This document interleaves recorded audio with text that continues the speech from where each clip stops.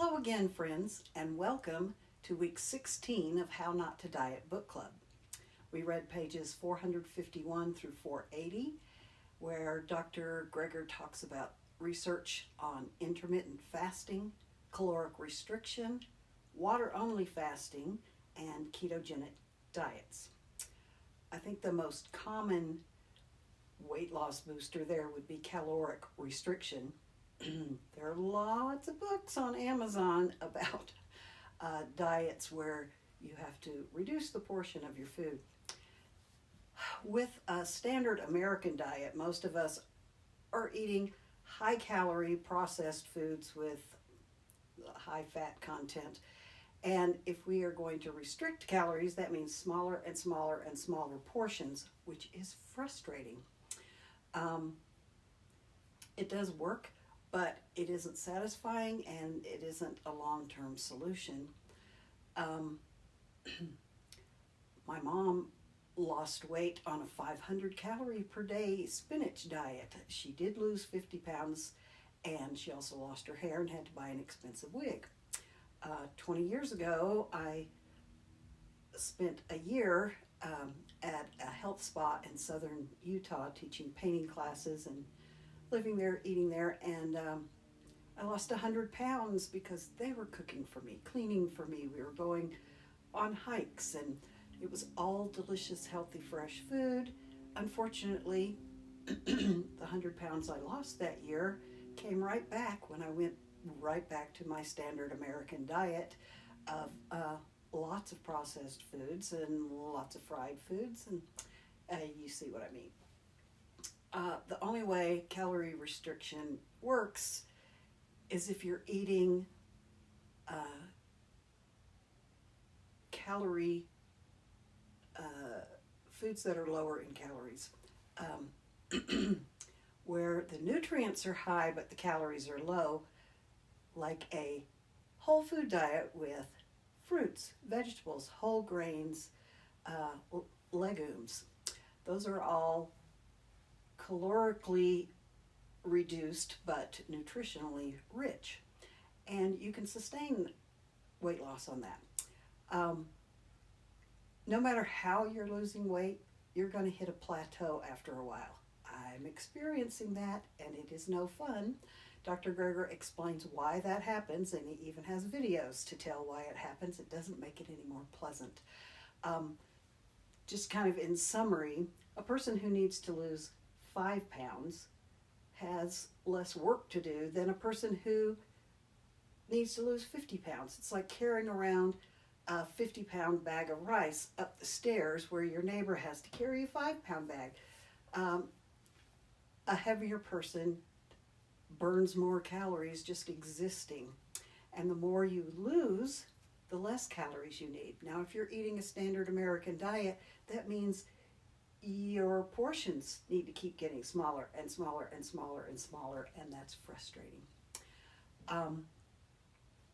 Intermittent fasting is a great way to lose weight because it is restricting the number of hours you eat during the day and increasing the number of hours that you are fasting or not eating. For example, if you ate breakfast at 8 o'clock and finished dinner at 6 o'clock, you would be eating during a 10-hour window and fasting for 14 hours, allowing your body to rest and heal. Another form of weight loss program is water-only fasting. At over 400 pounds, I knew that there were many things wrong with me on the inside because of the damage I had incurred living that obese, and I was willing to do a water-only fast because I could see the writing on the wall that I was not getting any healthier and I would have more problems in the future. So I went to True North Health Center in Santa Rosa, California. I was there 49 days and lost 50 pounds. I wasn't fasting the whole time. I think I fasted for 31 days and was eating the rest of the time, which was a fabulous jump start for my weight loss because I hadn't lost that much weight. I couldn't even remember the last time I'd lost that much weight. So it was a great motivator for me. I felt so much better. And I committed to eating a whole plant food diet with a few slip-ups during the next 6 months. And then 6 months later, I went back to True North for another shorter fast, and then lived a whole plant food diet for the next 6 months. So during the COVID years, I was able to lose over 200 pounds. And thank heavens, I don't have to keep reducing the amount of food I have to eat, because eating fruits, vegetables, whole grains, and legumes in a variety of recipes and spices and yummy stuff, I can be completely satisfied and not be frustrated.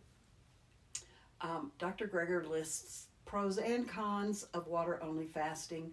The best resource that I have found in reading lots of books and watching lots of videos is Rich Roll's interview with Dr. Alan Goldhammer. He talks about the pros and the cons of fasting, but he does it in an entertaining and informational way. Ketogenic diets is also another way to lose weight quickly. For people with epilepsy, it's a lifesaver, and I'm grateful for that. Basically, a ketogenic diet is a high-fat, low-carbohydrate diet, and you do lose weight, but unfortunately, research shows that the weight comes off in the form of lean muscle tissue and water. Now, ketogenic diets did never make sense to me, because I knew that if you're eating saturated fat, you're coating your arteries and you're clogging your arteries. I didn't want dementia. I didn't want a stroke. I didn't want heart failure. So that diet just really never made sense to me. So in discussing with neighbors 3 years ago, neighbors who had started a ketogenic diet, they were very defensive about this when I was saying, I'm thrilled about the weight loss with the plants. Well,